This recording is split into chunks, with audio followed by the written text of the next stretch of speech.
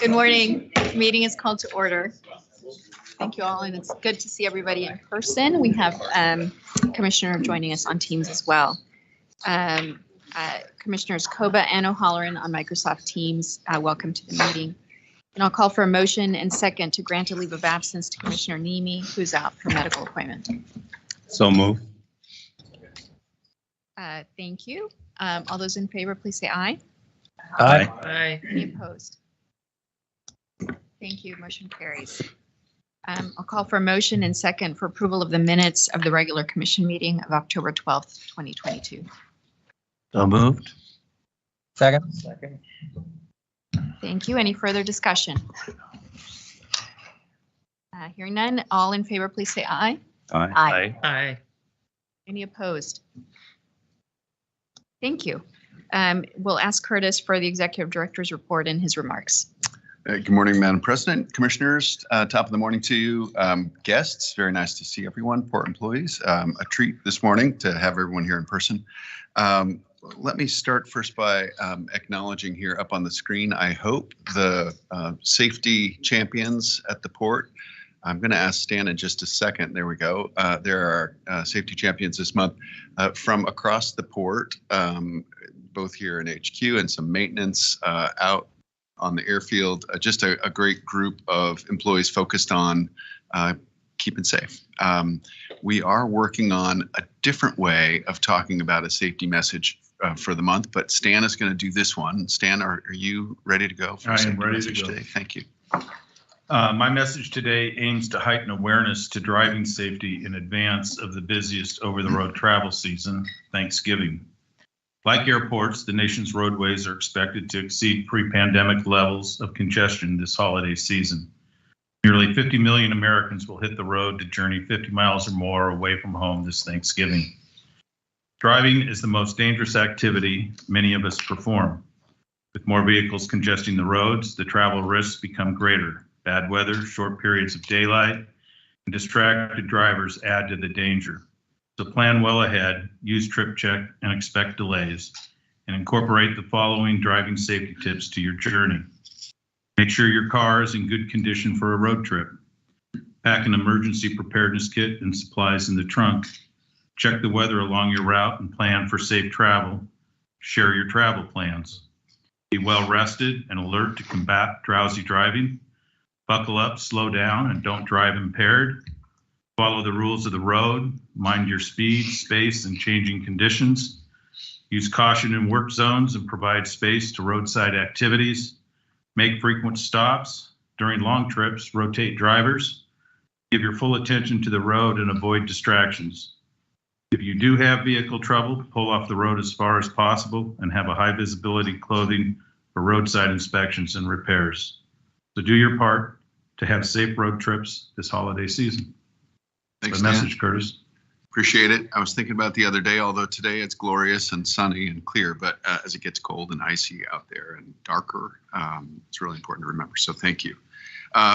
Three things this morning, Commissioners, but if I could first note, we won't talk much about election results today. We might do that in December, but one election result I do want to note, the apparent victor of a House seat in Lake Oswego is Daniel Wen, who we all know as a co-owner of Bambuza and one of our top 5 favorite members of the household of Commissioner Lamb and Wen. So congratulations to Daniel this morning and to you and your family. It's very exciting. So first of the 3 items is just a number of port employees last month in October went to both Korea and Japan for our first real international visit of our customers and business partners in 3 years.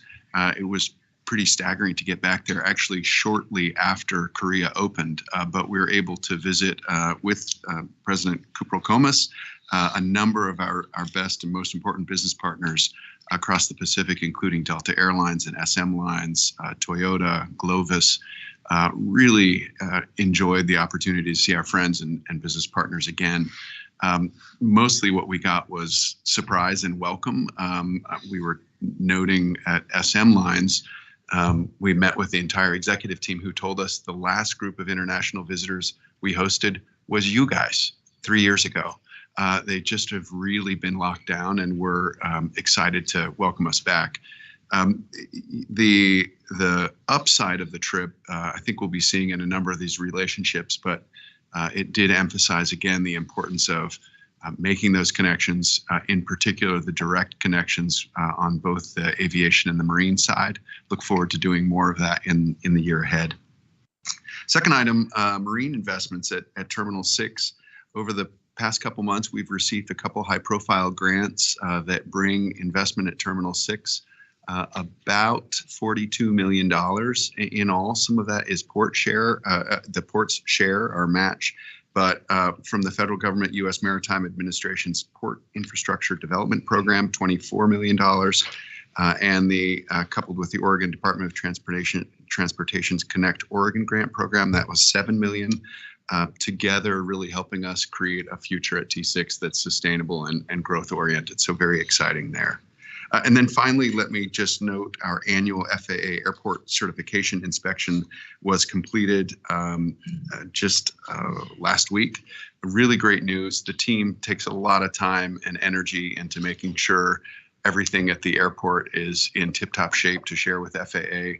Once again, we passed with flying colors. Once again, it's due to a lot of really extraordinary staff work. A couple people were highlighted by FAA as specifically being exceptional. So I do want to note Nick Atwell for the PDX Wildlife Program and PDX Fire Marshal Lanny Hill for the outstanding management of both of their programs. Really exceptional work. And I'll just say the executive team really appreciates all of the team that lean in to make that happen every year. It's about the quality of maintenance on the airfield. It's about speed of response for the fire department. It's a whole range of activities. It's just a lot of work. So thanks to the team, and really grateful for that recognition as well. So, Madam President, that concludes my remarks for today. Thank you. Thank you, Curtis. Any questions or comments for Curtis today? Okay, seeing none, I'll call for a motion and second for approval of the Executive Director's report. So moved. Second. Thank you. Any further discussion? Okay, all those in favor, please say aye. Aye. Aye. Any opposed? Thank you. We will open our public comment period. I'll acknowledge we've received a written comment from some of the folks who will be providing oral comment as well today. We'll start with Elena and Alexei Rogozov, who I think are on the screen for us. Unmute.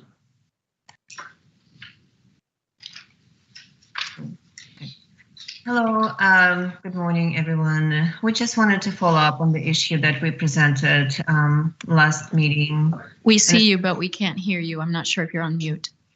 No, we are not. Oh, okay, hold on. We are not on mute. Can you hear us now?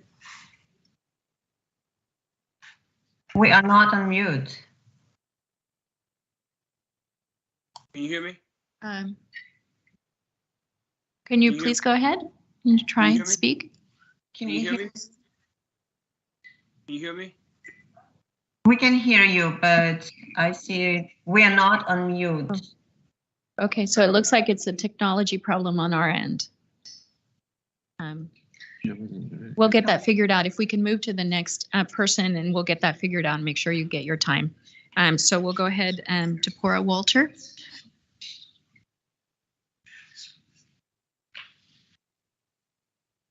Also on the screen. You called Deborah Walter. I did, yes. As the parent to a young child, I know it can be hard to get out the door, especially for an overnight cabin cleaner, which Deborah is. So she is walking up to the room right now. I'm Scott Cheesewright. I'm also signed up to testify.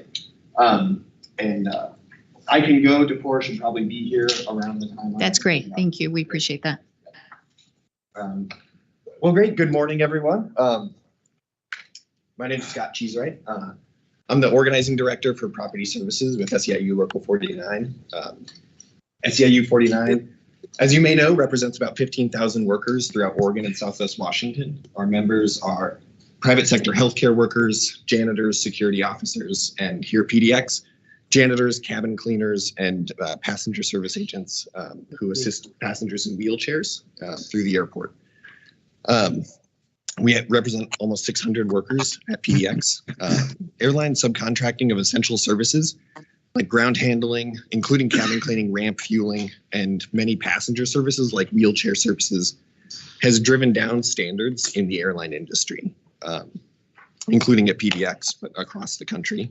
What were at one time really decent jobs with good benefits, family-sustaining wages, have now become jobs that generally provide the absolute minimum, whatever is legally required for benefits and minimum wages, with no affordable health insurance.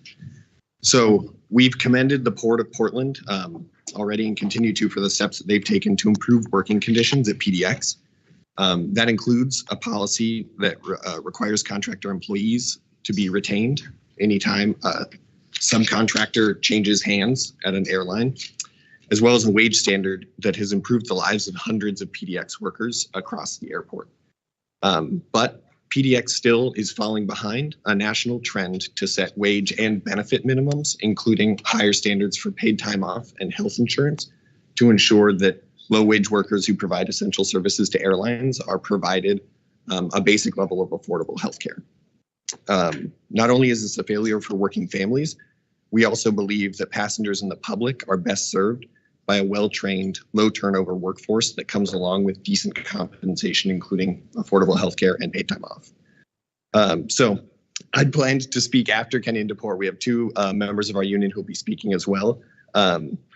So they'll state clearly exactly why PDX workers are calling on the Port of Portland to create a strong policy to ensure that paid time off is provided for all PDX airport workers. Airports up and down the West Coast have enacted similar policies that provide additional paid time off for airline subcontracted employees.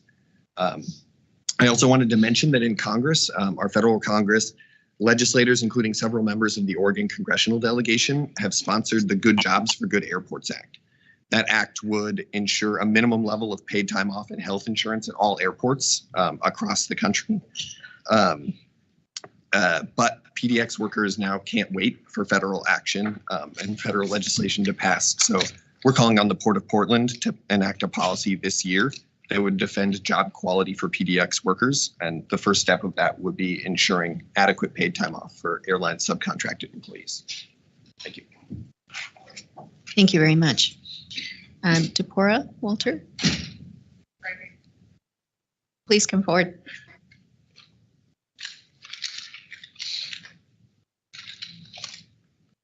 Thank you for coming. I acknowledge we've received your written statement as well.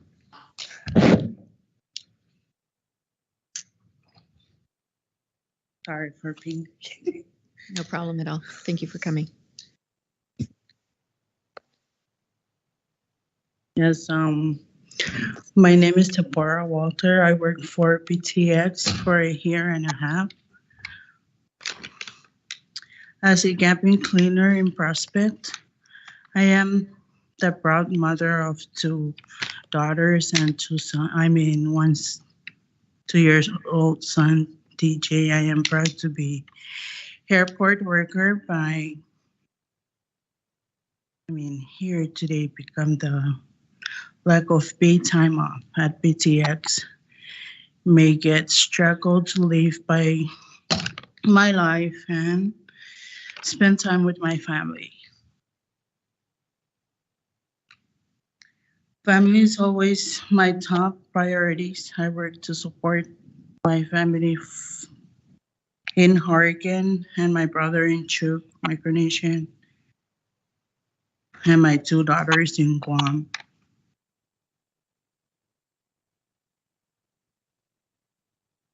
If I had a paid time off, I could spend more time with my child and my family without worrying about risking our financial stability. I am also a member of the Chuukese IMC Church, and paid time off will mean I could be more involved with my church community. And my entire family depends on me, and I will also choose to support them over taking a vacation and a trip or even a break.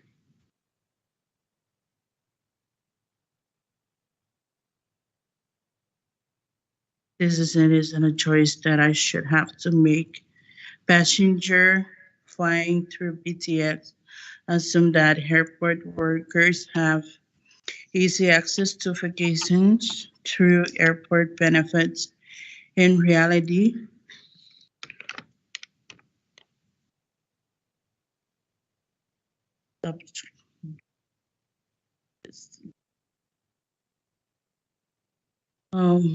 like myself, are fighting to provide our families and actually spend quality time with them.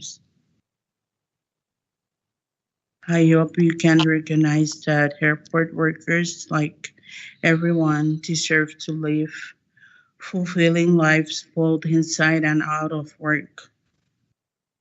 Creating a storing paid time off policy for airport workers will bring us one step closer to this reality. Thank you. Thank you very much. We appreciate hearing from you directly. Thank you for that. I think we have Kenny Jones as well. Kenny Jones on the screen. Let's see if we've got that figured out now. Oh, we did. That was a good mistake because all I got to do is say hi to everybody because all the statements before me was very well executed. But yeah, I've been at the airport. Let's see, since Lincoln was president, I think.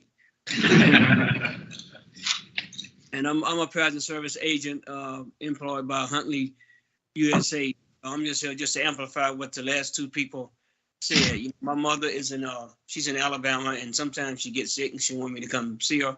I can't come see her because who wants to leave and come back and not have a check because there's no time off afforded. And I also like to thank the Port of Portland, who I worked for 20 years as a parking control director. But I must tell you, the one thing the Port of Portland does, they take care of their people. So I applaud and thank you guys for that. My main concern is what they said. It's the time off thing because I've been trying to get home, you know, for quite some time now, and I can't seem to get there. So yeah, that's extremely important because, you know, my job as a passenger service agent, you know, and I live in Salem, so I travel, you know, probably 50-something plus miles closest to the airport. And a couple of times I literally had to run with the wheelchair to get people to make their flights because it was at the time, it was shorter workers, and sometimes we just dispatched out, and then sometimes you can't help it. But I was glad I was able yesterday to literally run with the chair, and I got two people to make their Southwest flight. So yeah, my main concern is just to pay time off. Thank you very much for joining our meeting. We appreciate hearing from you. Oh, you're welcome. Thank you. I think maybe we've resolved the sound problem. So if Elena and Alexei Burgazov maybe can try again. Hello, can you hear us? Yes, we can hear you. Thank you. Yeah. Okay, we just wanted, and I put that in the chat as well. We just wanted to follow up on the airplanes noise issue we presented last meeting. And we are in the Ash Creek area, Portland, and we believe that the flight path was changed, and we've lived here since 1996. We never had an issue with airplanes noise or flyover, and now it's just destroying our lives. So we presented this last meeting. It was the note was taken. We just wanted to see if there's any update. Curtis, is there an update? I think our staff has been in contact directly with the commenters today, and no other update today. What would be the next action item on this? Could we have some sense of direction and see if there's any movement towards addressing this issue? I'll ask Mr. Pippinger to respond. Thank you, Commissioners. The issue is to resolve with the FAA, is to direct with the FAA, who controls the airspace, As we've talked with the team, with you, PDX does not control the airspace and the air traffic patterns. We are engaging the FAA to relay your concerns and try to put you in direct contact with them. Okay, thank you. We did actually file a complaint. So we first contacted the Port of Portland, and then they referred us to the FAA. So we contacted the FAA, and then referred us back to Port of Portland. So it was a vicious circle, and that's why we needed the help here. How we get in contact and have this going towards the resolution.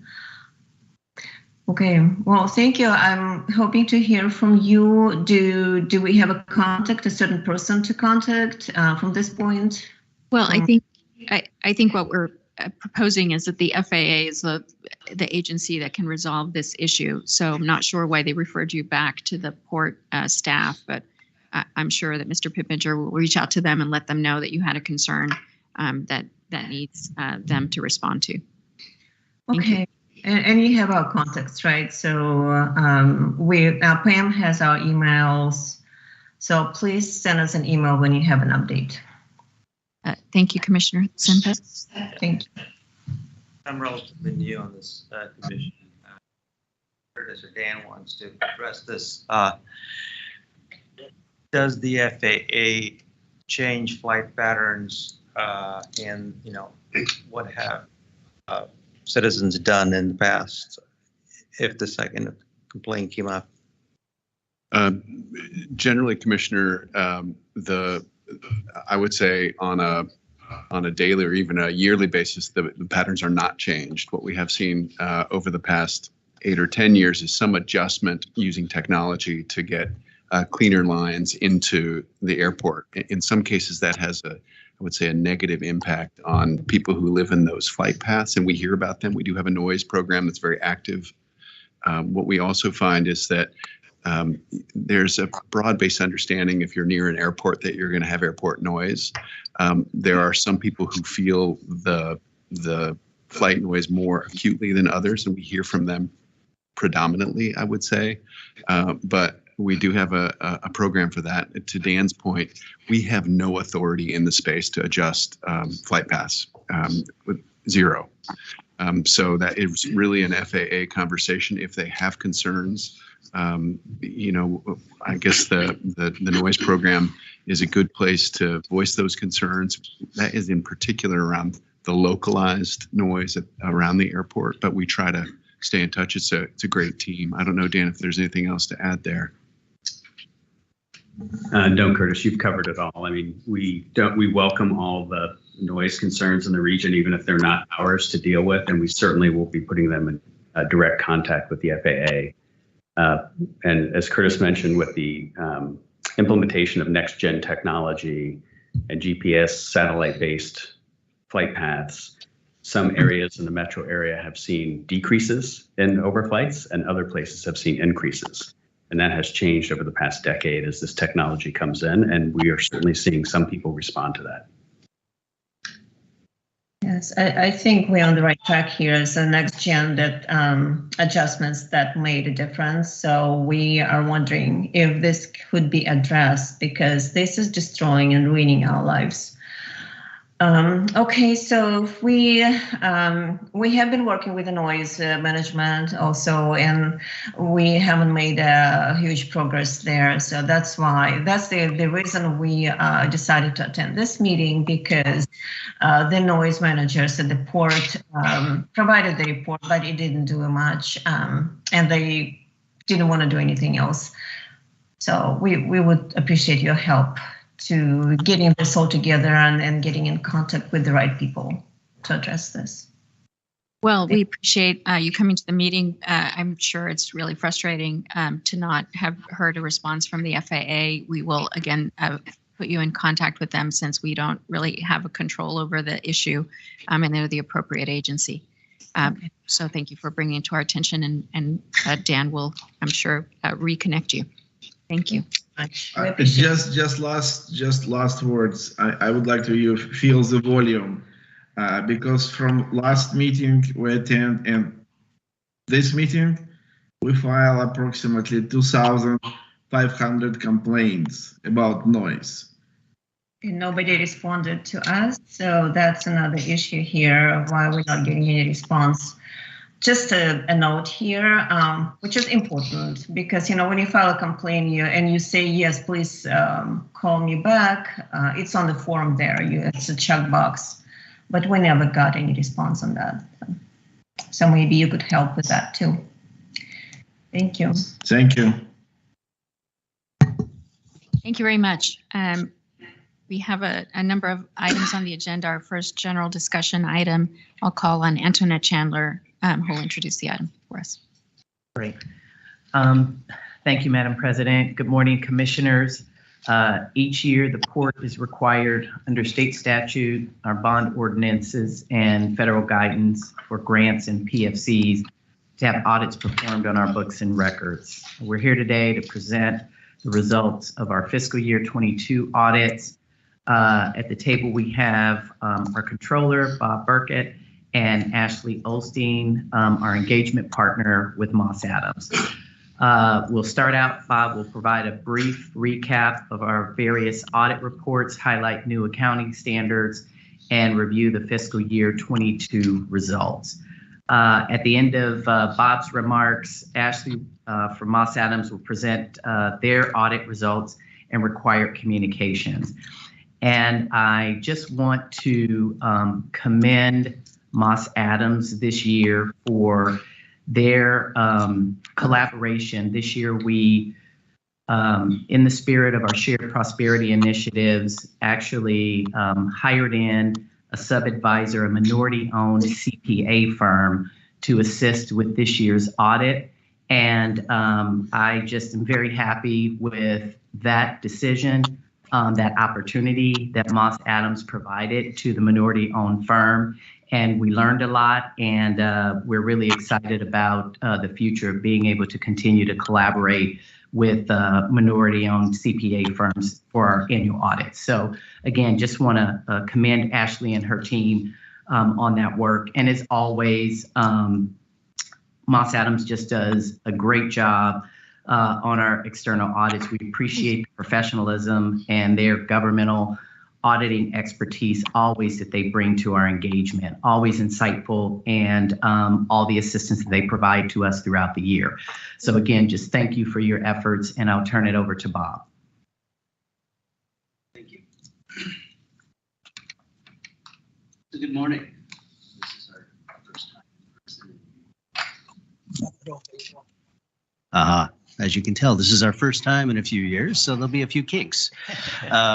Good morning. We're here today to present to you the port's annual audit reports. We'll also give you a brief overview of our fiscal 22 results, and our external auditors, Moss Adams, will present to you their reports and required communications for the audits they performed. So in advance of the meeting, you should have received electronic copies of 3 reports, and we've followed up. I believe you have the hard copies in front of you. These reports include the port's annual audited financial statements, and that's the report on our financial performance for the fiscal year ending June 30, 2022. You also have the port's report on federal awards. It's regarding federal funding compliance, and it's required for entities like the port that receive significant federal funding. And then you have the port's passenger facility charge report, which is required by the FAA administration, or the Federal Aviation Administration for airports who impose a PFC. So each of the reports serves a different purpose, but all of the reports include the port's basic financial statements, which summarize the results of the fiscal year and the port's financial position as of June 30, 2022. Sorry, I'm having mic issues. I'll take a few minutes to touch on some new accounting standards that went into effect during the year, briefly review some of the information in each of the audit reports, and then I'll hand the presentation over to Moss Adams. Next slide, please. So first, I'll touch briefly on a couple of new accounting standards that I think are worth highlighting. the Governmental Accounting Standards Board, or GASB as we affectionately refer to them.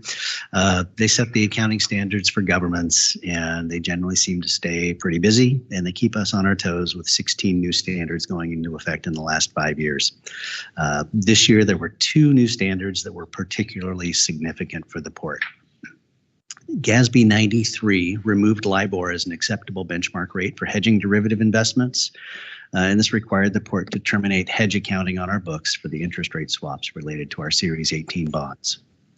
Note, this didn't impact the swap transaction itself, just our accounting for it, but it requires us to run annual changes in our market value of the swaps through our interest income on our income statement each year rather than deferring those charges on the balance sheet. And the impacts of this were several $1 million in both current and prior years' non-operating interest income. And then GASB 87 does away with traditional capital versus operating lease classifications you might have learned way back in school, and now establishes a new single model of lease accounting based on the principles that leases are financings of the right to use an underlying asset. Most leases are now recorded on our balance sheet, which required us to record a lease receivable and a deferred inflow of resources of around $300 million. We now must also book an interest component to our lease revenue that is booked as non-operating interest revenue as opposed to operating lease revenue, and that had an impact of over $10 million both in the prior and the current fiscal years. And implementation of both of these standards required retroactive restatement of our fiscal year 21 amounts. So you'll see numerous references throughout the reports to fiscal year 2021 amounts as restated. Next slide, please. So now on to our financial results. We'll start with income statement data for PDX, comparing revenues and expenses for the fiscal year ending June 30, 2022 with restated 2021.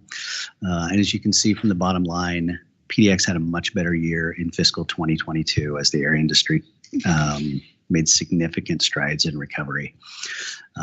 First line, our operating revenues increased over $79 million versus the prior year, due to the impact of higher passenger counts on all of our passenger-dependent revenue streams. We ended the year with passenger counts up 88% versus 2021. Operating expenses on the next line, they were up only slightly, coming in about $2.6 million higher in fiscal 22, primarily due to higher operating costs associated with the increased activity, offset by some one-time transactions that had occurred in 2021. Our depreciation and amortization expense is relatively flat year over year as we continue to work on TCOR, but those projects haven't come online yet. When they do, we'll see a significant increase in the expense on this line. And near the bottom, you see non-operating income. It's down nearly $33 million in fiscal 2022 because of a variety of factors. One of the main ones is that we drew federal stimulus assistance in fiscal 2021 of $63.7 million. But in fiscal 2022, as we recovered, we only drew $25.1 million. We also had higher PFC and CFC revenues because of higher passenger counts. And we also had higher interest expense as the result of new debt coming online during the year. So the bottom line is a significant increase in income to $41.3 million for fiscal 22, which really indicates that PDX has experienced significant recovery, which we expect to see going into 23. Next. So here we add some year-end balances for our assets, liabilities, and net position. Net position is just the mathematical difference between assets and liabilities. It's also referred to as equity in the private sector commonly. You can see that assets and liabilities both increased during the year, driven largely by our capital spending, as well as the related debt for that to fund that spending. And there was also the impacts of GASB 87. But you can see total assets increased more, which improved our PDX net position by $37.9 million. Next. And in this last section, you can see we have our June 30 balances for unrestricted cash and investments for PDX. These are the amounts that are available for any lawful airport purpose, and they increased almost $49 million in fiscal 22, primarily due to positive net income for the year. For more discussion and information on our fiscal 22 performance, I'd point you to the management's discussion and analysis, starting on page 3 of the financial reports. It's about 6 pages of tables and discussions that really go through and explain more of the details behind our results for the year. Next slide, please. And now the general fund. We've got high-level general fund income statement data here. You'll see the general fund referred to as Marine and Other in your reports. They're the same thing, just a different title. Our fiscal 22 operating revenues increased $39 million versus restated fiscal 21. This was primarily attributable to a land sale in fiscal 22, increased container activity at Terminal 6, and more navigation division dredging revenue during the year. Our fiscal 22 operating revenues, excluding depreciation and amortization, increased about $24.5 million over the prior year. This was due to higher longshore labor expenses associated with that higher container activity, costs associated with the land sale, and higher costs of that increased dredging activity. Depreciation and amortization expense was pretty level year over year, just the result of regular asset depreciation and new assets coming online as old ones are retired. And then that non-operating income line near the bottom, you can see we increased about $28.6 million over the prior year. That's due primarily to receiving environmental insurance buyout payments during the year, as well as a $5 million mass timber grant. But the net result of all of these items is fiscal year 2022 net income of $51.1 million for the general fund. Next slide, please.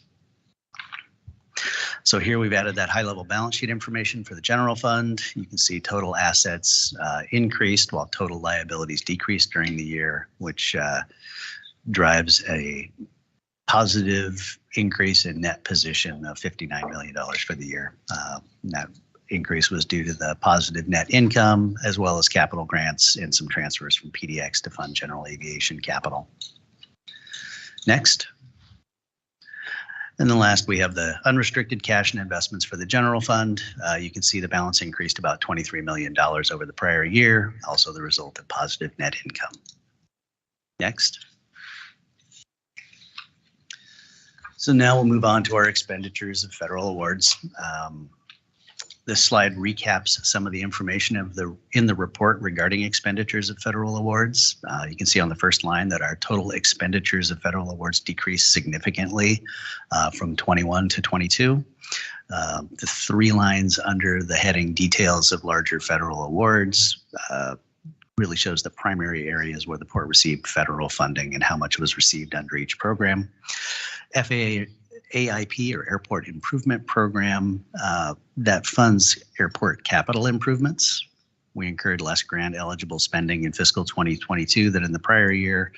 Year-over-year fluctuations here are largely a function of the projects that we're undertaking in a given year and their eligibility for funding. Also, during the pandemic, the port was awarded funding under CARES, CARISA, ARPA, and we drew $25.1 million in fiscal 2022 versus 2021, where we were in the throes of the pandemic and needed more financial assistance. And then that last line, the U.S. Army Corps of Engineers dredging, it's not a grant, but it's rather our reimbursable contract for the maintenance dredging of the Columbia. It is technically considered a federal award for the purposes of this report, and the level of maintenance dredging that we perform in a given year is primarily dictated by the Corps of Engineers and based on the level of federal funding that they received during the year. Next slide. So our last report that we've given you is the passenger facility charges report. We generally refer to them as PFCs. That's that $4.50 charge on each airline ticket assessed on enplaned passengers collected by the airlines and remitted to the port to be used for FAA approved projects.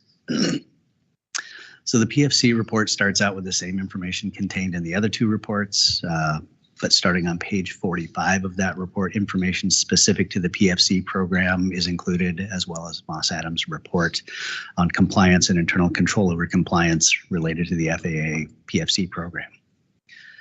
And in this table, you can see that PDX collected about $17.5 million more in PFCs in fiscal 2022, really as a result of the higher employments as we've experienced recovery from the pandemic.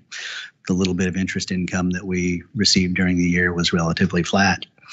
And our spending was nearly $5 million less in fiscal 2022 because in 21 we paid for both debt service and capital, whereas in 2022 we only were paying debt service with PFCs. Next. So that concludes my remarks. Before I hand things over to Ashley, I'll ask if there are any questions. No questions. Thanks for both the presentation and all of the material. I know that an audit sounds easy when you guys are in the room with us, and I know it's a lot of work by a lot of people throughout the year. So particularly to the staff that worked on it, thank you. Thank you. I'm just glad the reports are so much fun to read. Yeah, I agree. So Moss Adams is our independent audit firm that conducts our required annual audit on the port's financial records. This is the last year in their contract. Unfortunately, I will say. So we'll be going out with an RFP for audit services soon. They've done an excellent job coordinating their audits both remotely and efficiently. As Antoinette pointed out, this year they incorporated utilizing a DBE CPA firm rather than the port's internal audit staff in performing their work. And they've been a pleasure to work with. So with us here today to present their reports and required communications is Ashley Austin, the engagement partner on the port audit. Thank you, Bob. Good morning, Madam President and Commission officers. I'm just here to give a report on our results, and I am a little rusty in person. I'm a little nervous, so I think it's only the second time, so we'll just bear with me. Okay, next slide. This is just an agenda to really guide our conversation. I'll go over our auditor opinions and reports. We have quite a few of them because you have quite a few reports sitting in front of you. The areas of audit emphasis are required communications with those charged with governance, which is this group, and then some other information about GASB related standards that are coming online in future years. Next slide. You can go to the next slide too, please. So the first auditor report that you have is the report of independent auditors. We issued a clean, unmodified opinion, which is the highest level of assurance that you can receive. It's what you want to hear. It means the financial statements are presented fairly in accordance with U.S. generally accepted accounting principles. So that's work that management and all of the accounting staff do all year long to receive that unmodified opinion. It takes me 30 seconds to say it, but all year of their hard work to get that clean opinion. Next slide, please.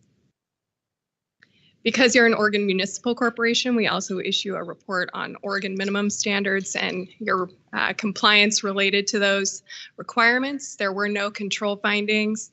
This relates to, are you budgeting appropriately? Are you putting things out to bid appropriately?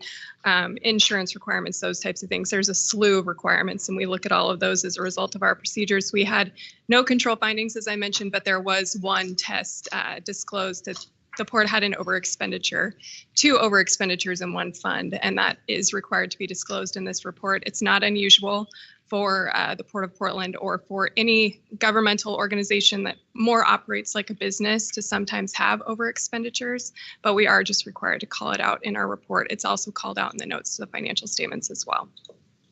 Next slide. As a result of the fact that the port does receive and spend significant federal funding, we do perform the single audit, as Bob already mentioned. And out of that comes 2 separate reports. The first is on just general internal control over financial reporting. No financial reporting findings, no compliance findings in that report. That's the first item on this slide. The second item on this slide is specific to the federal funding expenditures that we looked at, which was the Airport Improvement Program, your biggest program during the year. And we look at a slew of different requirements, specifically around allowable costs, cash management, reporting, those types of things.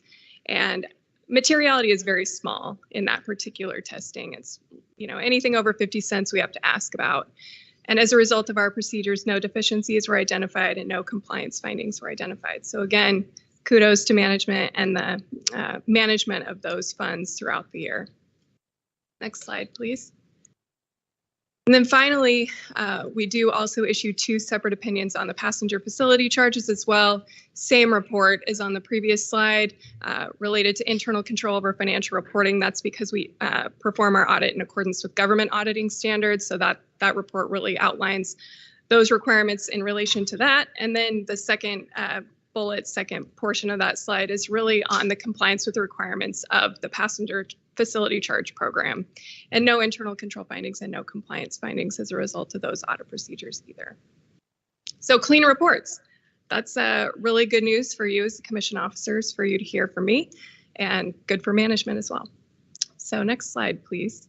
I'm going to go over just a little bit about what we performed in terms of just where we spent the bulk of our time. Of course, we don't audit every single dollar, every single transaction, but we do spend quite a bit of time here just auditing in general. So let's go to the next slide here, and I'll talk to you a little bit about what we did. So we do focus in on your internal control environment. We look at all the various significant control cycles. So revenue, leases, capital assets, payroll, I would list them all, but we do spend quite a bit of time looking at your internal controls, not because we're required to. We are required to obtain an understanding of your internal controls, but we also use that as a basis for designing our audit procedures. So we spend quite a bit of time relying on your internal controls because your controls are sound. This also includes information technology general controls, which we have a separate IT team that comes in and works with your IT department and performs some additional procedures as a kind of subset of our audit team as well. As you know, there's significant management estimates in the financial statements that are sitting before you. Some of those significant ones include environmental remediation liability, those legal contingencies, depreciation, some allowance for doubtful accounts. Those are areas where we spend a little bit more time because management could bias those dollar amounts.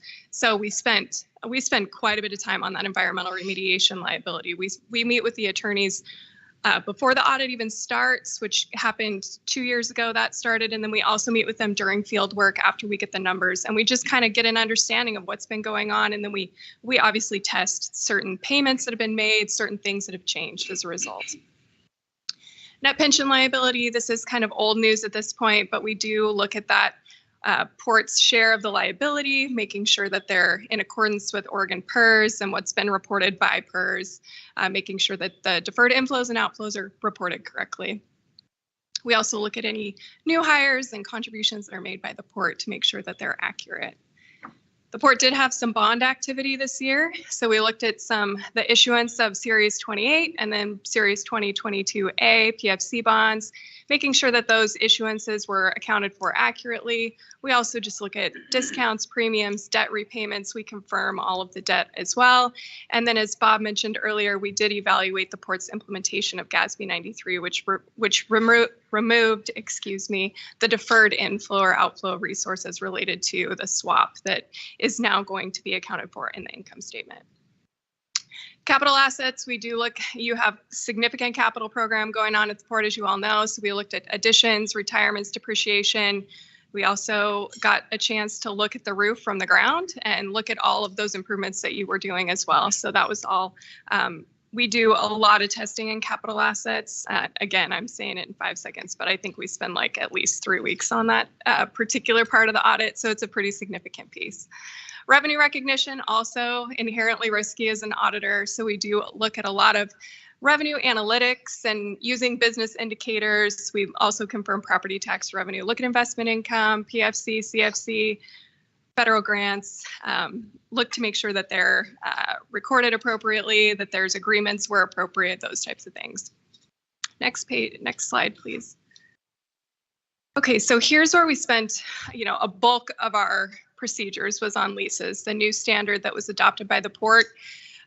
We had to evaluate not only the implementation, but also the leases just in 2022. So we looked at 2021 leases, 2022 leases. We also just looked at controls to make sure that the port has sufficient controls to get any lease that's signed to the accounting department to be sure that it's being accounted for accurately and appropriately. Tested the completeness of the lease receivable. There were certain leases, regulated leases, that were excluded from the lease receivable. So we pulled a sample to make sure that we agreed with those that were excluded. And then just also the port's lease liability is almost immaterial to the financial statements, but we did look at that and the right to use asset just for reasonableness to make sure that it was appropriately accounted for.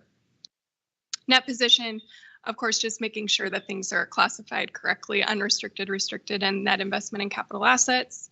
As I mentioned already, our IT team came in and looked at change management, security and access, as well as operation controls. Our single audit, I already mentioned we did do the single major program, tested the airport improvement program. And then finally, our unpredictable procedure. We do perform an unpredictable procedure every single year, which is designed to keep management on their toes so that we're not requesting the same thing every single year. And so we documented that visual observation of those current projects that are ongoing at the port.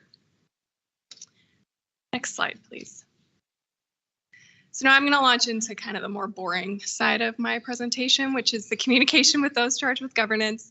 It hasn't changed since the last time I mentioned them to you, but I am required to go through them. So next slide, please. So our responsibility under generally accepted auditing standards and government auditing standards is just to express our opinion. So the only thing that's in the packets that are in front of you that Moss Adams owns is our report. It doesn't relieve you of your responsibilities as management or as the commission. We do perform our audit in accordance with generally accepted auditing standards and government auditing standards to obtain reasonable, not absolute assurance. So we don't audit every dollar, as I mentioned. We do consider internal control, but we aren't required to opine on internal controls. We use that as a basis for designing our audit procedures. And then we, again, communicate findings that in our judgment are relevant to your responsibilities in overseeing the financial reporting process and administering federal awards. Next slide. So the plan, scope, and timing was communicated to the commission officers during the audit entrance meeting in May. This would be my opportunity to let you know if anything changed from that. So did we change our timing? Did we change our plan scope? Did field work shift at all? Happy to report that nothing changed. Everything went off without a hitch. So we are here as expected, and we issued before the October 31st deadline. So everything went smooth. Next slide, please. As I've mentioned before, management has the responsibility for selecting appropriate accounting policies. Those are in your first note to the financial statements, something significant enough that I would encourage you all to read that note. Throughout the course of our audit, we do review changes to accounting policies just to make sure that they're appropriately selected and applied. We also look at those adopted standards in any given year. And as Bob already mentioned, the port did adopt GASB 87 and GASB 93, which we reviewed the impact of the adoption of those standards, noting that the disclosures were appropriate. No other changes to significant accounting policies during the year. And as a result of our audit procedures, we evaluated the selection of those accounting policies and believe that they were applied appropriately and consistently with that of the prior year. Next slide. Okay, so I've also already mentioned that management's financial statements include significant management estimates, and those are areas where we spend quite a bit more time in our audit. So we, based on all of our procedures, which I already mentioned, the significant accounting estimates that we spend quite a bit of time on earlier, we deemed all those significant management estimates reasonable. Next slide. The disclosures in the financial statements, based on our review of them, were clear and consistent. There are certain financial statement disclosures that are significant or sensitive to readers of the financial statements, and we would include those that are listed on this slide. These would also be the notes that I would point you to read, just so that you're more aware of the significant areas at the port and the financial reporting process. That includes that summary of significant accounting policies, the areas where the port is accounting for transactions throughout the year. That's going to list how they do so. Note 6 is the new lease disclosure. That's a significant piece of your overall statement of net position, your balance sheet, so significant enough that I would encourage you to read it. Long-term debt, obviously there's a significant amount of long-term debt at the port, so encourage you to read that as well, understand all of the various debt transactions that happen during the year, and then also the repayment of those. Pension plans and deferred compensation plan in note 9. And then commitments and contingencies in note 12, also significant enough that those are items that aren't necessarily included. Some of them are included on the face of the statement of net position or your balance sheet, but others are not. So encourage you to read that as well. Next slide. We would be required to disclose if there were any significant difficulties encountered during our audit procedures. That would be if we weren't able to have access to individuals throughout our audit that we requested, that we weren't provided documentation that we requested. That didn't happen this year. Next slide. Significant audit adjustments and unadjusted differences. So this is really getting at, were there any adjustments posted to the trial balance after we received it as auditors to perform our audit procedures? So you should know there were no corrected adjusting journal entries. So what that means is the trial balance that management provided to us was clean. There were no audit adjustments that were identified. So what they provided to us is what's sitting in the financial statements today. There is an ongoing proposed adjustment to record an increase to land held for sale. This is on the marine and other side by $890,000, and then also increase net position. And this is really just a difference in methodologies in terms of timing difference that it will resolve once you sell all those tracts of land for Tripp, Gresham, and Rivergate. But until then, there is a difference that really relates to how the port is capitalizing and accumulating those expenditures related to those tracts of land and capitalizing them. Next slide. Oh, before I go on, the proposed audit adjustment isn't recorded to the financial statements. It's more just something that's above our findings threshold as auditors. We're required to report it to you. We're required to include it in the management representation letter, but management can pass on it and say, no, that's not material. We're not going to post that. And we're fine with that. So I forgot to mention that on the previous slide. This slide really gets at potential legal proceedings. Just as those charged with governance, you should be aware of that there are claims that arise in the ordinary course of business, which you already know about and which are disclosed in the notes to the financial statements also. And we perform quite a bit of procedures around that throughout our audit process as well. Next slide. Pleased to report no disagreements with management. This would be about a specific accounting or auditing matter that management and the auditors disagreed upon. None of those this year. Next slide. This would be our opportunity to let you know if there were any material weaknesses or significant deficiencies or non-compliance. There were none of those identified during the year. And if there were, they would actually be in the internal control report included in your financial statement packets. So nothing more to communicate here. Next slide. This is really getting at opinion shopping. So management, if there were any like accounting or auditing matters where management went to go to another CPA to ask their opinion, that CPA would be required to contact us to make sure that they had all the facts and circumstances, and then we would be required to report that to you. None of those items happened this year that we're aware of. Next slide, please.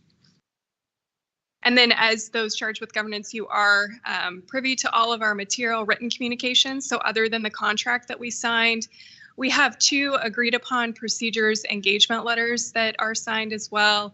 And then the management representation letters that we request management sign before we issue our opinions in final for both the financial statements and the PFC. No other significant communications have been had with management.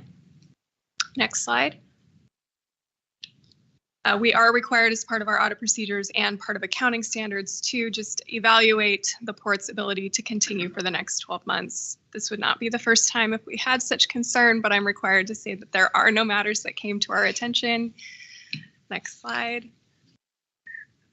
And then in terms of fraud or non-compliance with laws and regulations, other than the budget over expenditure, which I mentioned and is reported in the opinion, no other items were identified for the current year. Next slide. So just a quick accounting update. Next slide. I hadn't really done the math. Bob said there's 15 or 16 standards that have been issued in the last 5 years. That's actually very sad. And as you can see on this slide, GASB apparently doesn't like to sleep because there's more coming. The only two up here that I think are going to have any significant impact are GASB 94 and GASB 96. So any public-private and public-public partnership that you have with, that the port has with another entity, those are now being accounted for differently. They have, and it's a very complex standard, and I will do it no justice by telling you about it here today, but it is complex. There are specific things that need to be accounted for differently. So that will take some evaluation by the port. And then GASB 96, this is really getting at any IT related software that is used by the port, that is leased essentially. It's very similar to GASB 87, very similar to the lease standard that was just implemented this year. So just some more evaluation around if you have any of those arrangements and if they need to be recorded. Everything else should be fairly not significant to the port in the years that they are effective. So next slide, I think is my contact information. As always, if you have questions that you don't feel comfortable asking here today, I'm always happy to take your phone call or your email, but I will open it up to questions from the group. Thanks, Ashley. Any questions?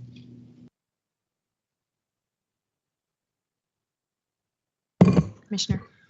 As always, just wealth of information and very specific use of language. And this is kind of just an information question for me. Several times you've used the phrase "this year." Is there something that should be derived from that in terms of looking back or looking forward? But I mean, it's been specific this year or the current year. I just want to make sure there's not something that says we're better than we've been in the past. No, we are just reporting on June 30, 2022 and providing the results as of and for the year ended June 30, 2022. So that's what this year is really referring to. So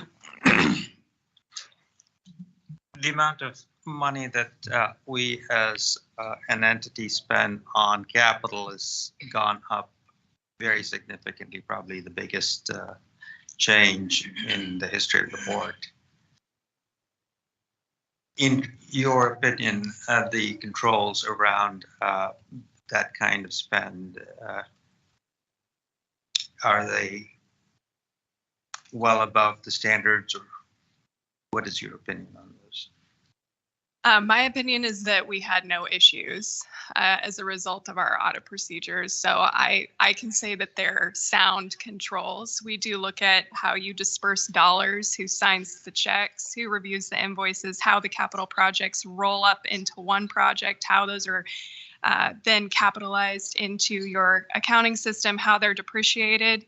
So in terms of when I say that we rely on your internal controls, you should feel comfortable that your controls are sound. And if the auditors are relying on them to tell us that the controls are working well throughout the year, because we can tell that by pulling a random sample throughout the whole year and all of those controls are working as we've tested and performed procedures over, then I would say that you should sleep well at night.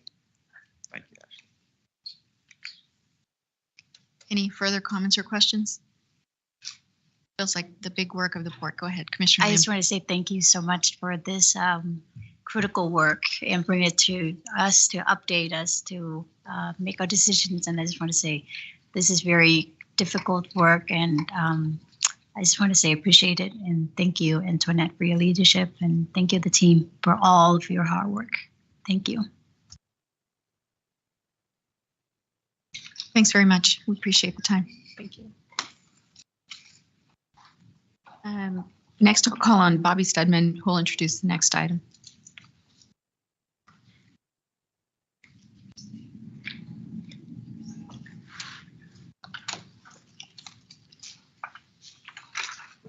Hello, Commissioners. Before we get started on our report here, I just want to acknowledge that Friday is Veterans Day. And so I want to recognize all of those that are in the room with us today, as well as those that are listening via live stream, and thank them for their service. That includes our own Dan Pippinger here, who served in the Coast Guard. The Port's Equity and Contracting Program is intended to enhance opportunities for small businesses to successfully compete in and participate in port projects. Each year, we report to the Commission our results of our efforts in 4 categories: disadvantaged businesses, airport concessions, small business, and diversity in the workforce of firms working on port contracts. You receive a written report, so today is actually our summary report of those results. So I'd like to introduce Kimberly Sutton, who is our Port Equity and Contracting Manager. So do your thing. Everybody, can you hear me? You can hear me? Okay. Oh, there I am. Thank you for having me today. I am Kimberly Sutton, Equity and Contracting Manager, and I'm here to share with you the update of the Small Business Equity and Contracting Program for the Port of Portland. The purpose of the Port's Equity and Contracting Program is to enhance opportunity to small businesses in the region through ensuring non-discrimination in contracting, leveling the playing field for small businesses and port opportunities, removing barriers to participation, and assisting in the development for firms to successfully compete in the marketplace. Next slide, please. The Port's Small Business Development Program is comprised of 5 unique programs that are designed to complement each other to develop small businesses and provide a gateway to port business opportunities. First, the SBE program, Small Business Enterprise Program, is a small business program which applies to all port-funded opportunities. The program is inclusive of all small businesses certified by either the state of Oregon or the state of Washington. Certifications include minority-owned, women-owned, service-disabled-owned, veteran-owned, and emerging small businesses. Our Disadvantaged Business Enterprise Program, lovingly referred to as the DBE program, is also a port program, and it applies to all federally grant-funded port programs, contracting opportunities, which predominantly are used on airport runway improvement projects. This program is required by the FAA and is mandated how we administer it, and I'll go in more detail in a later slide. Our Airport Concession Disadvantaged Enterprise Program is similar to the DB program and is also a requirement of the Federal Aviation Administration and applies to all concessions-related opportunities at PDX, such as food and beverage, retail, and car rental opportunities. Our Mentor Protege program is the Port's nationally recognized small business technical assistance program. The Mentor Protege program provides education, coaching, and development to all small businesses and supports the Port in meeting our small business contracting goals. And finally, our Workforce Training and Hiring Program is the on-the-job training opportunity for registered apprentices on port projects. The intent of the program is to increase the number of women and minorities in the construction trades through apprenticeship opportunities in port construction projects. Additional details will be following on all of these programs in the following slides. Next slide, please. We'll start with the SBE program. The Port's overall goal is 20%. The Port's Small Business Program is not a legal requirement. However, the Port believes that equity and contracting is core to our values. And as such, we have established the SBE program to ensure the small and disadvantaged businesses in the region have equal access to port contracting opportunities. An SBE firm is any small business that is certified by Oregon or Washington. The Port examines construction contracts valued $500,000 or higher, and using our disparity study availability findings, we establish small business participation goals for each project. The lowest bidder must meet the small business goal or prove through the Good Faith Efforts program that they have made every effort to do so. Professional services contracted are solicited through an RFP process. The RFPs have language asking the proposer to make small business commitments, and then we track that throughout the life of the contract. All firms that are awarded contracts are required to meet with the Port's small business staff and provide a subcontracting plan prior to work. Additionally, we monitor each contract regularly through monthly compliance auditing meetings, and we meet with the vendors regularly to ensure that they are on target to meet their contract goal or to assist them through technical assistance and mentoring on how to meet the goal. As you can see, for FY22, the ports on the prime we had 17 prime contracts that were awarded, totaling $21.1 million. That's all the work that was awarded during the fiscal year. One of those contracts was awarded directly to a small business. That award was $795,000. Can you guys hear me? I feel like, okay. From those 17 contracts, 64 subcontracts were awarded, totaling $6.6 million. 38 of those subcontracts were awarded to small businesses, valued at $3.6 million, just right there in half, so about 50%. That calculates to our overall achievement of 20.2, just slightly above the port's overall goal of 20%. So right in alignment with where we anticipated to be. That meant $4.3 million into the hands of small businesses in our region. Next slide, please. I also wanted to give an update on our ongoing active contracts that were awarded in previous fiscal years but are still active.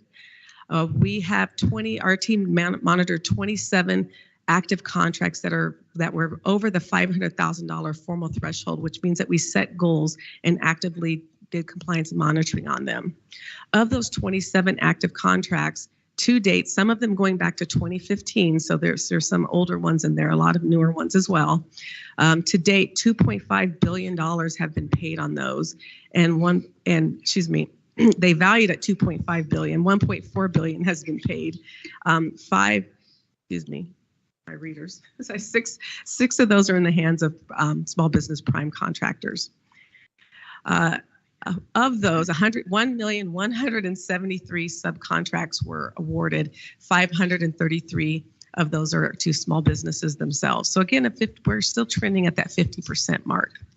And overall, we're averaging 20% on those previously awarded during previous fiscal year's contracts. $280 million have been paid to small businesses to date. I want to make a note that through the PDX Next program, Terminal Core project, $94 million has been paid to small businesses on that project alone. That project actually is a bulk of that $2.5 billion award. There's a lot of work going on and a lot of support through that program. And I just want to acknowledge the port's commitment to ensuring that small businesses are at the table and has technical assistance for the small businesses on that project. Next slide, please. This is a historical snapshot of, okay. I was like, I can't hear myself. Okay. So this is a historical snapshot of how we've trended over the last 5 years. Our disparity indicated in 2018 that the port's overall goal is 20% based on the types of goods and services we purchased and those that are available within our community. We tend to go slightly above that overall historically, just due to our contracting processes, our willingness to work with our vendors, and our amazing technical assistance programs that we have in place to support businesses. So we tend to be slightly above that trending. This year we met it right at 20%. One reason why we did not go a little bit above as we tend to is because of the impacts of COVID. We're seeing small businesses being very careful not to overextend themselves and take on larger projects that they don't have staffing available to perform the work. The Great Resignation has impacted not only large corporations, but small businesses are feeling it the worst because they're not able to compete with large corporations to get employees to perform the work. And in addition to that, we're also seeing large corporate partners poaching key folks such as foremen or managers from small businesses who aren't able to compete with higher wages, sign-on bonuses, or retirement and medical plans of the nature that the larger firms can. So we're seeing the small businesses take on smaller work, which is why we're not over the 20 as we historically have been, but we are in alignment with 20. So personally, I'm just happy that we're still getting there. Next slide, please. Now we're going to dive into our Federal Disadvantaged Business Enterprise Program. The Port's DB program, a DBE is a minority or woman-owned small business that has been certified and with the designation DBE by either the state of Oregon or the state of Washington. As a recipient of federal financial assistance from the USDOT, the Federal Aviation Administration, the Port establishes DBE goals for all federally funded procurements. Goals are set utilizing USDOT goal-setting methodology and setting regulations. And we are looking at each project individually to determine what the goal is and doing outreach to our DBE community as mandated by the FAA to ensure that DBEs are notified of the bid opportunities, have all the tools they need to be successful, and we support them through the life of it. Coincidentally, we do the same thing with our port funded as well, but the FAA requires it, but we would do it regardless. As you can see, our 3 airports, we set individual goals for each airport. That is a requirement of the FAA. We operate 3 airports, PDX, Hillsborough, and Troutdale, and each of them have their own programs and goals set.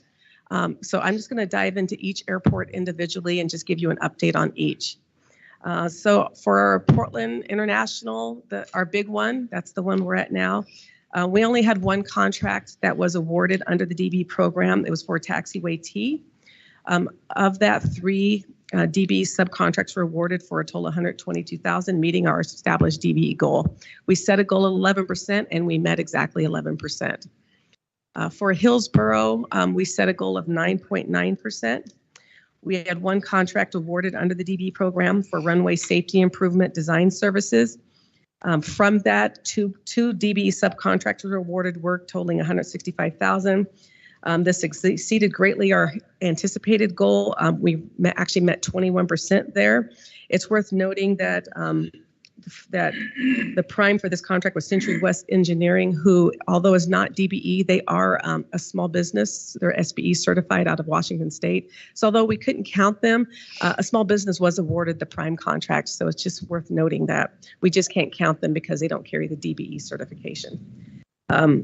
I would also note that Hillsborough itself tends to be almost easier for small businesses to perform work at, just because it's a smaller airport, less requirements, lower bonding requirements. So we tend to see historically greater overall achievement out at the Hillsborough Airport.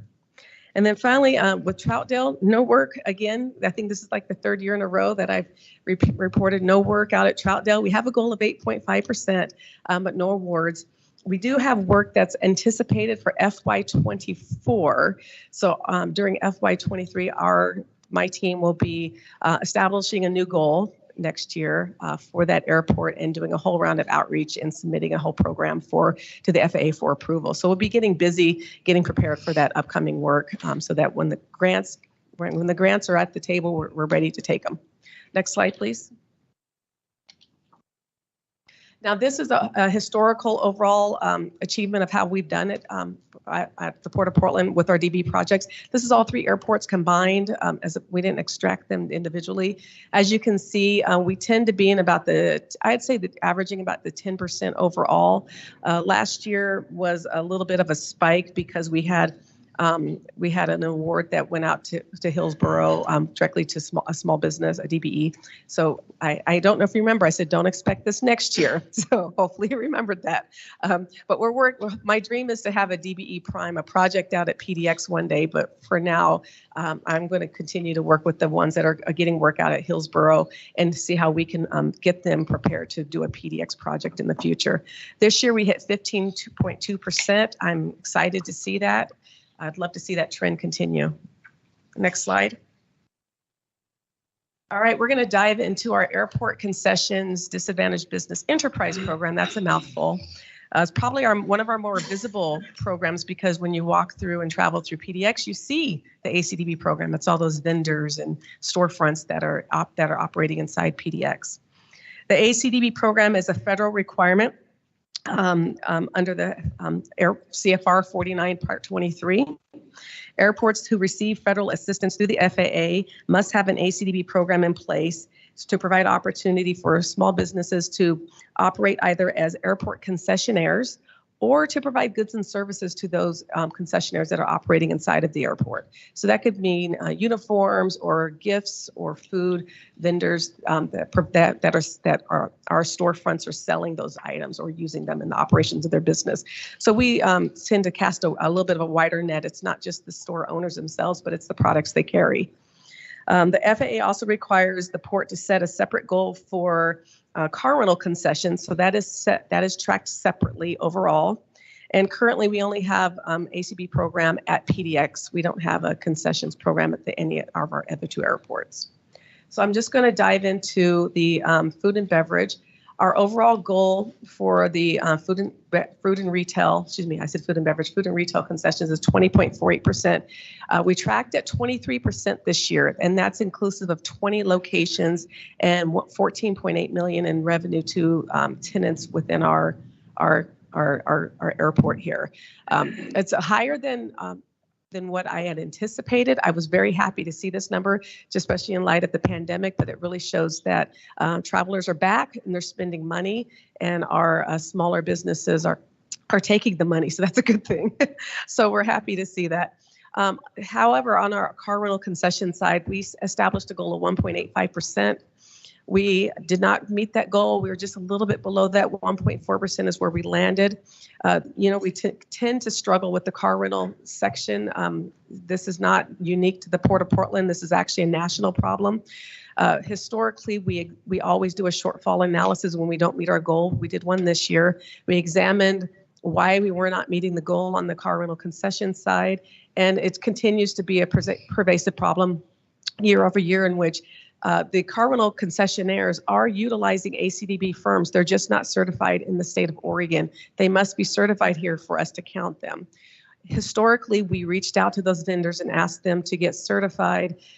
But as you can understand, for a small business owner, if you're operating and you're selling your product or service to multiple airports, it's a paperwork nightmare to try to maintain those certifications, and sometimes 50 states for some of them. They're nationally.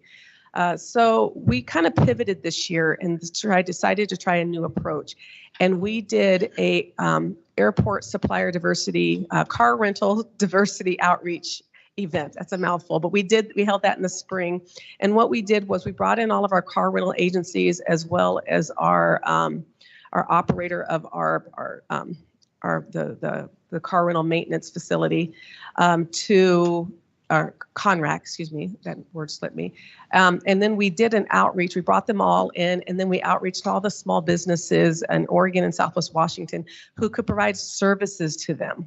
And we made some connections as far as here's who can do maintenance, here's can provide swag, here's can do office cleaning. Here, we really wanted to bring in local businesses that could provide those services. And then we brought in the certification office as well to teach them how to get ACDB certified. I'm happy to say that one of those 4 vendors is a graduate of the Mentor Protege program who got work as a result. So we're going to continue to do this year over year. We're pivoting from asking our national folks to get certified to asking our local folks to make a connection. It was a no-brainer. I just wish I would have thought of it earlier. So we're going to continue this year over year.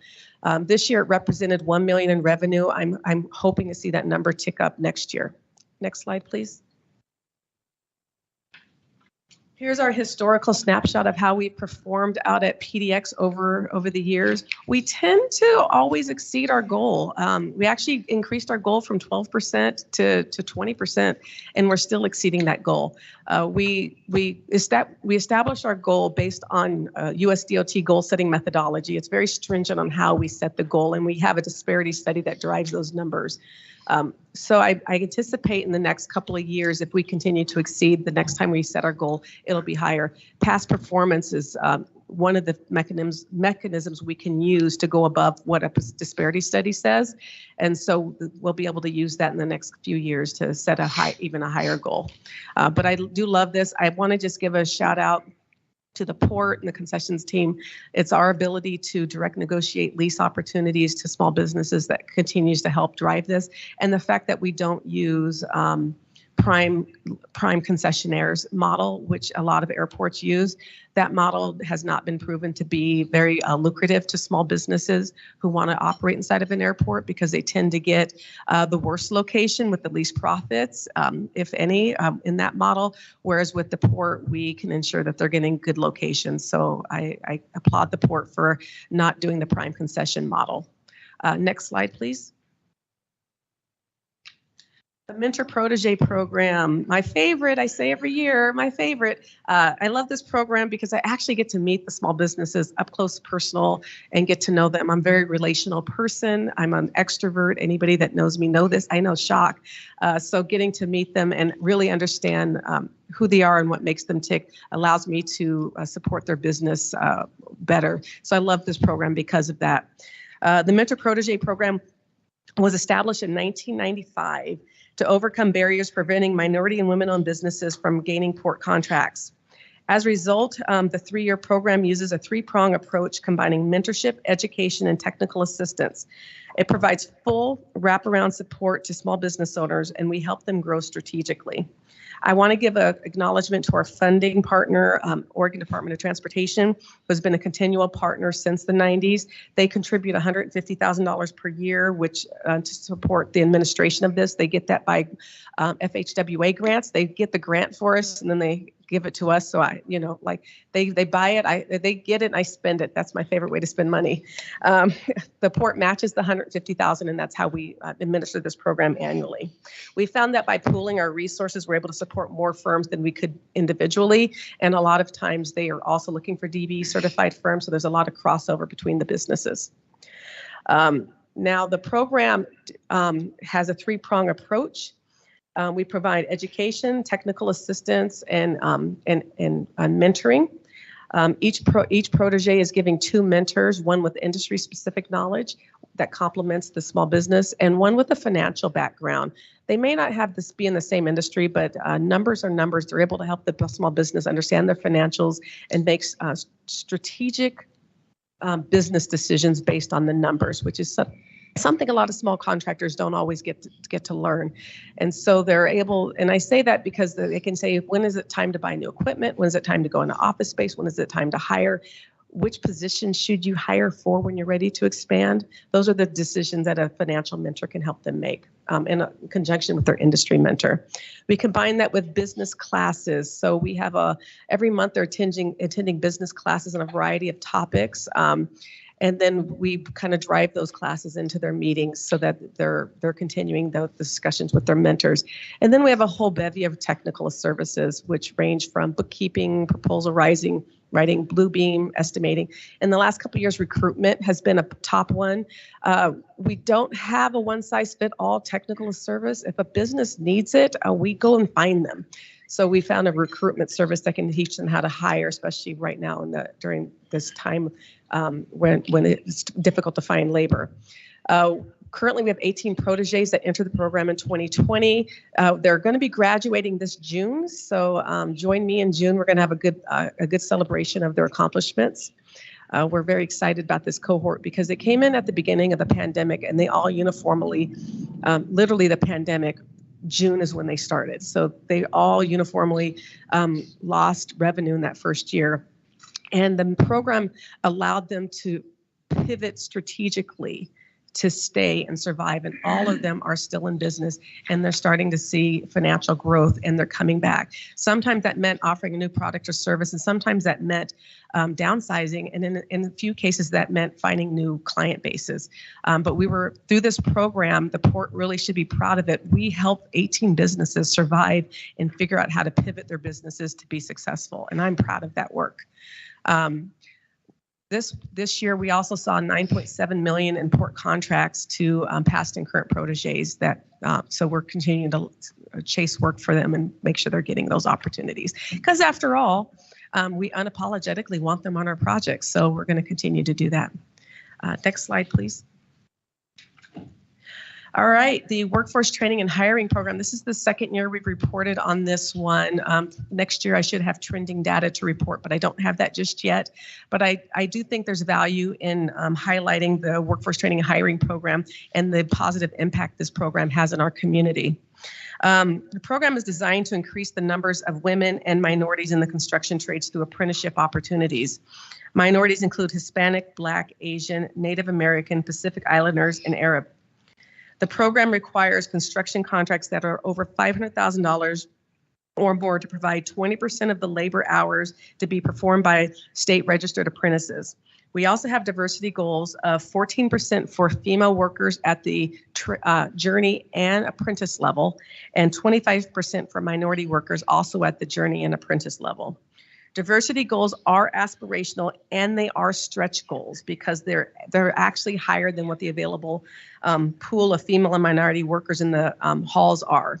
But however, in alignment with our regional agency partners, we have established stretch goals to encourage trade unions to intentionally outreach and recruit diverse apprentices. So we know we're not going to make them, but all of the regional government agencies have agreed that these are the goals that we want, so that if we're all on the same page, it will encourage the unions to have programs in place that target and recruit women and minority apprentices. It also allows us all to combine together and support the pre-apprenticeship programs in the region that support the development and inclusion of minority and women apprentices as well. So as you can see this year, we fell slightly short by 1% of the port's overall 20% goal. We got 19%. We actually did pretty well on the minority goal. Last year we got 20%. This year we did 22% of minority workers. And we did exceptionally well on the female workers compared to last year. We got 10% out of 14. Last year was 3%. So that number really makes me happy. I also want to just highlight the impact. When you're looking at the percentages, they translate to dollars. So that's $96.6 million in wages for everyone in our community, but in particular, $7 million in apprentice wages. So I really want to just highlight the wages of folks within our community, starting out in the industry of construction work. $7 million in 1 year just went to them. So this program has meaning, but those are true dollars in pockets to people that look like us, go to your kid's school or your people that you see in your neighbor. These are real wages, and these are family wage jobs with full medical, dental, and retirement. So I really support this program and really want just to understand the impact that it has. It's all good stuff. Next slide, please. So we're going to talk about what we have upcoming for next year. So I'm really excited. We're launching a target market program. I don't know if folks really know what this is, but it's really where we break up, we forecast what work's coming down the line. We break those packages up into smaller chunks, and only small businesses can compete for them. So it's really going to give smaller firms the opportunity to work as prime contractors at the port, not second or third tier subs, but the prime contractor. And that's going to truly develop them on how to navigate the port processes, develop key relationships internally, and grow to where they're taking on larger work. That's really where the rubber's going to hit the road. I'm excited about that program launch. We piloted our next initiative. We piloted Rise Up on TCOR. It's going well. It's actually going so well. So Rise Up is our anti-harassment, anti-bullying program. It's a zero tolerance behavior. We want our construction sites to be safe and welcoming to everyone, regardless of diversity, gender, race, belief systems, etc. It's going so well on TCOR that we're going to look to expand that partnership to other projects at the Port of Portland. We're working with Oregon tradeswomen on this, who is more than excited about the way it's going, and we're going to continue to work with them. They're our partner in launching Rise Up at the Port of Portland. Thirdly, is that a word? We're going to increase contractor accountability for on-call contracts. What this means is Port does a lot of on-call contracts, and it's a struggle sometimes when task orders are being issued. So to remedy this, we are going to be looking at establishing goals at the task order level and working with our on-call contractors to ensure that small businesses are being included, even at the task order level. Traditionally, a contractor gets an on-call contract, they commit to a goal, and then task orders are flying out the door so fast that they forget who they committed to sometimes. So we're going to be kind of changing the way we approach this at the task order level and having a higher level of compliance. And so this should really greatly increase opportunity throughout the port with this new methodology. And then finally, our final push for this year will be, we're going to be working with our port departments on these long-range planning of what work's coming down the line, and working with our newest our employee who is our Small Business Technical Assistance Program Coordinator. She's going to be working with identifying who's in the community for the work that's coming down, and what technical assistance can we, the port, provide to them to get them prepared to do the work here at the Port of Portland. So it's not about being reactive, it's about being proactive. This may mean helping someone get certified. This may mean giving them introductions to key personnel within the port, but that's going to be a huge initiative as well. I truly believe that all 4 of these initiatives combined is going to really change the face of the equity and contracting program and help drive true prosperity for small businesses in our community. And that's all I have. Next slide. You can see all the stuff that our department's been doing out in the community. And of course, I'm going to put a picture of me and the president up there, because you don't meet the president and don't put him in your thank you slide. So that's all I have. Thank you. Thank you, Kimberly and Bobby. Questions from the commission? I just have a comment. Actually, thank you for all your hard work. That's a very comprehensive report. Very good. And also a great appreciation for the amount of enthusiasm you have. That's a great thing. That really is what drives these things. It's so very important to the community, and especially for those people that need that skill set for future advancement and success. Really commend everything you've done. Thank you and your team.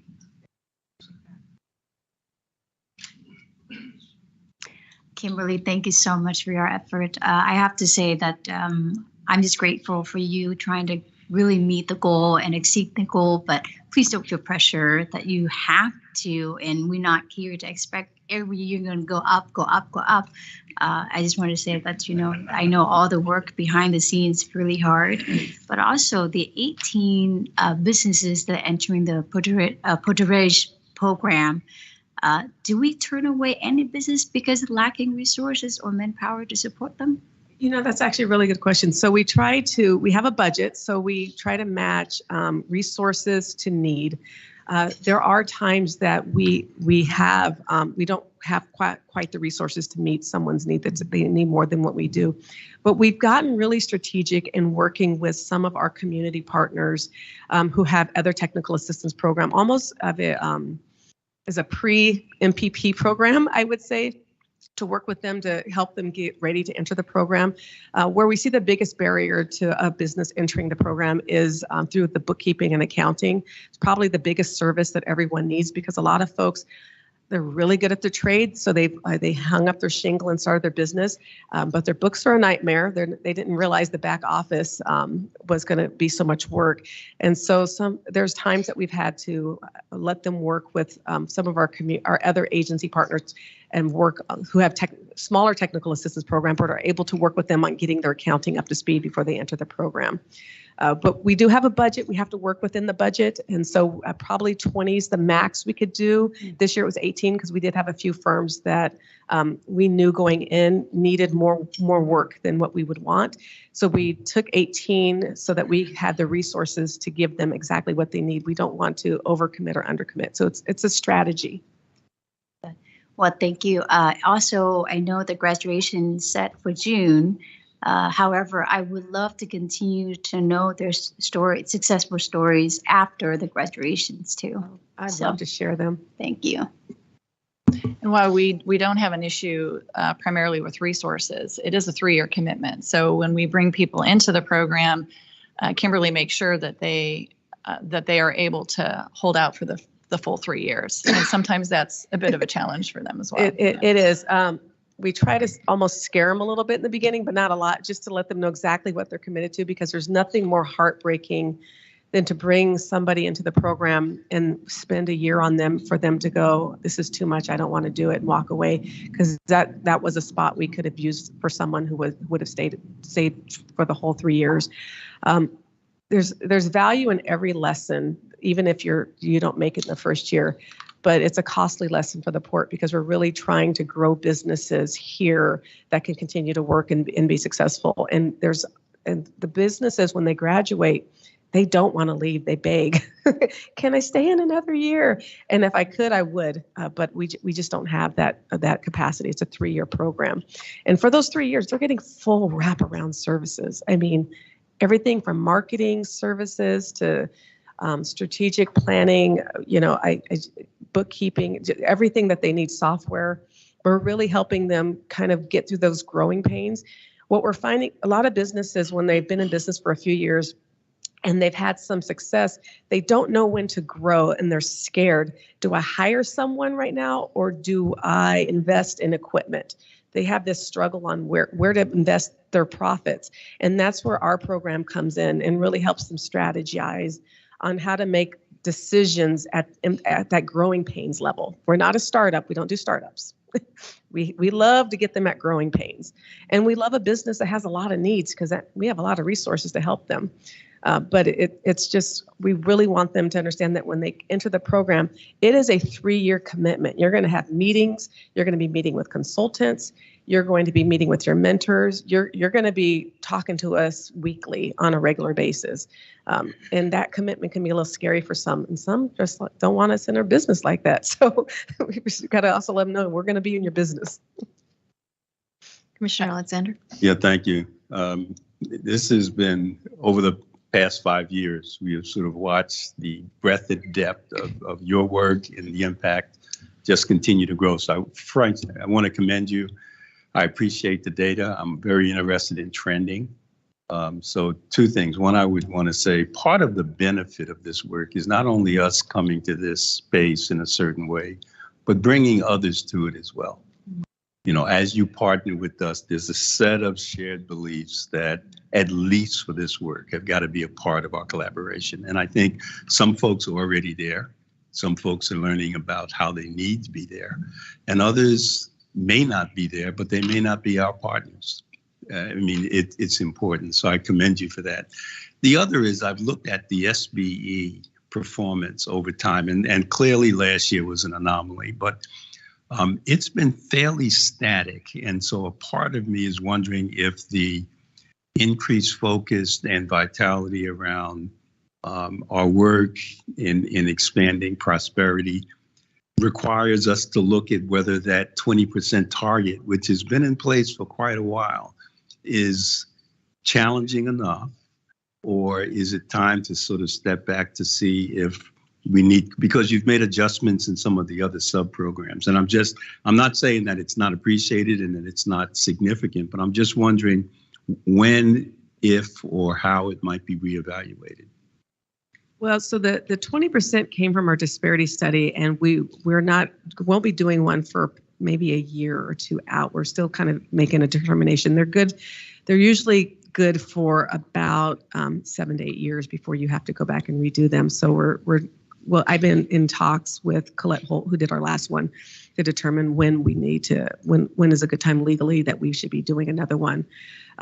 We can use past performance to drive that number higher or lower, but it's the disparity study. What it did was it gave us a snapshot of exactly what we buy as an agency and who's available. It's just raw numbers is what it is.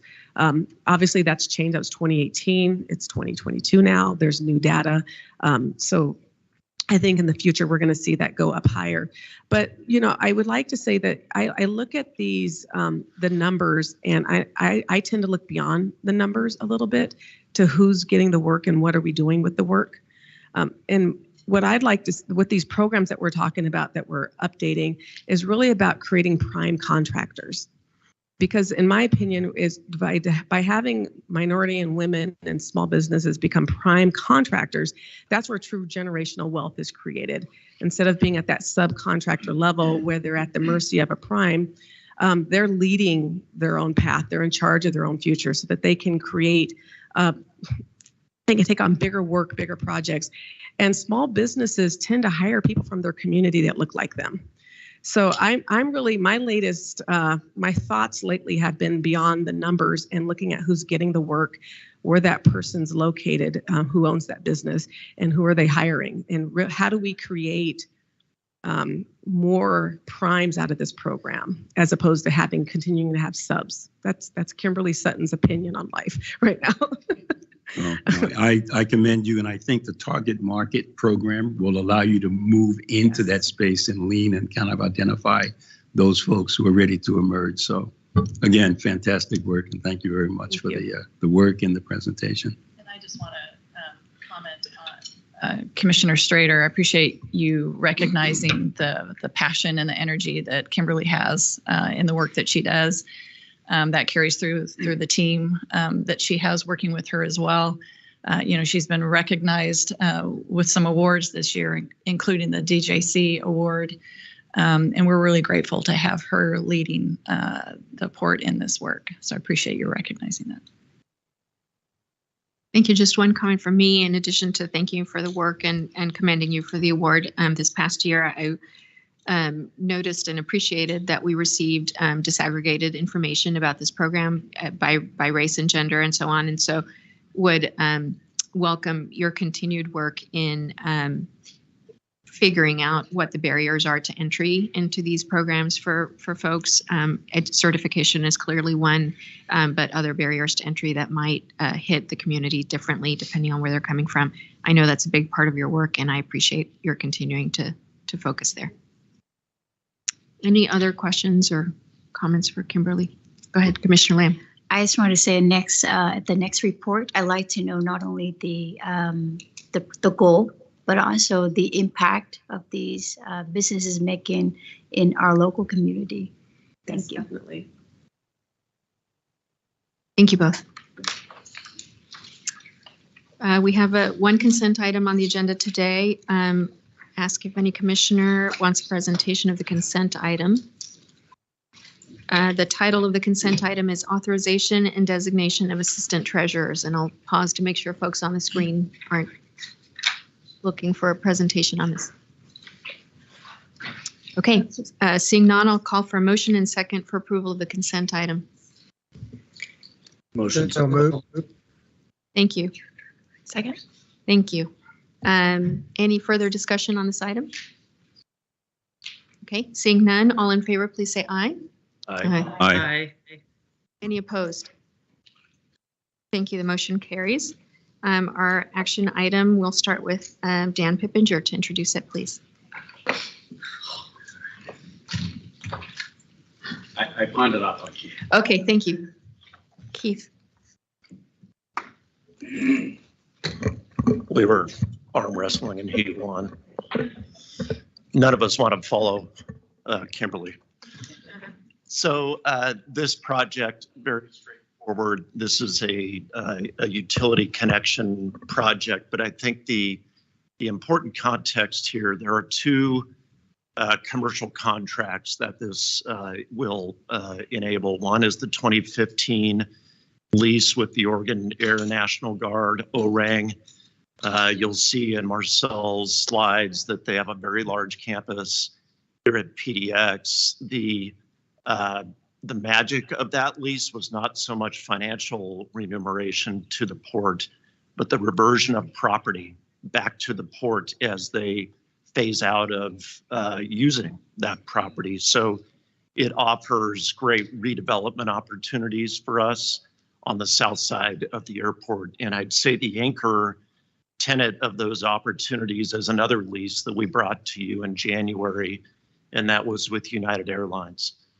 And that's to do a major maintenance hangar. Maintenance operations are something we covet from the airlines. It establishes very good, high quality jobs in the community, and it really keeps the airline focused and based here in Portland. So those are really the two contextual pieces that otherwise really drive the need for this project. So with that, I'll ask Marcel to present the item.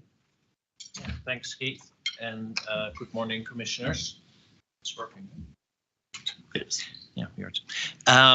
Next slide, please. There we go. I'm here to request your approval to award a construction contract to Magnum Power LLC for the Orang Reversion Areas Utility Service Project in the listed amount of $2,871,075. Next slide, please. The Oregon Air National Guard Base is located on the south side of PDX. It's shown here on this drawing, and of course we are currently located there in the very upper right corner, just next to QTA there. That's where our headquarters is. In 2015, a portion of on the west side of the base reverted back to port control. United Airlines recently entered into a lease of a hangar and associated building on that property. Another portion of the guard base is scheduled to revert back to the port in 2030. In order to serve United Airlines and other future tenants, the port is now, through this project, establishing a public utility connection to this area and disconnecting the existing utility feeds that come in from the guard base to this area. This slide shows in the 4 different colors the approximate routing for how this project plans to bring the utilities to this area. Next slide, please. The utilities to be separated include gas, water, electric, and communications. All these utilities will be installed underground, and as shown on the previous slide, we'll use 2 separate routes for the utilities to get to this new area. Most of the work will be performed by the contractor, but as is customary with utility projects, a small portion of the work will be done by the utility companies themselves. Next slide, please. As to schedule, planning and design started a little more than a year ago on this project, and assuming and hoping for your approval today, construction is anticipated to start in January and be completed in April or May of next year. Next slide, please. The contract amount of about $2.871 million is part of a total project budget of $5.25 million, as shown here. Based on an availability analysis, the small business enterprise participation goal for this project was set at 9%. Magnum's bid has a participation level of 5.8%. The port accepted Magnum's bid because the Port Small Business Development Program Director, which of course is Kimberly, who just presented, determined that the bidder made good faith efforts to meet the goal. Next slide, please. And with that, we recommend that approval be given to award this construction contract to Magnum Power LLC for the amounts shown on this slide. Thank you. Questions, comments from the commission? Looking on the screen as well. Okay, seeing none, I'll call for a motion and second for approval of the executive director's recommendation. I so move. Second. Thank you. Any further discussion on this item? Okay, seeing none, all in favor, please say aye. Aye. Any opposed? Thank you. The motion carries. Thank you. Meeting's adjourned. Thank you.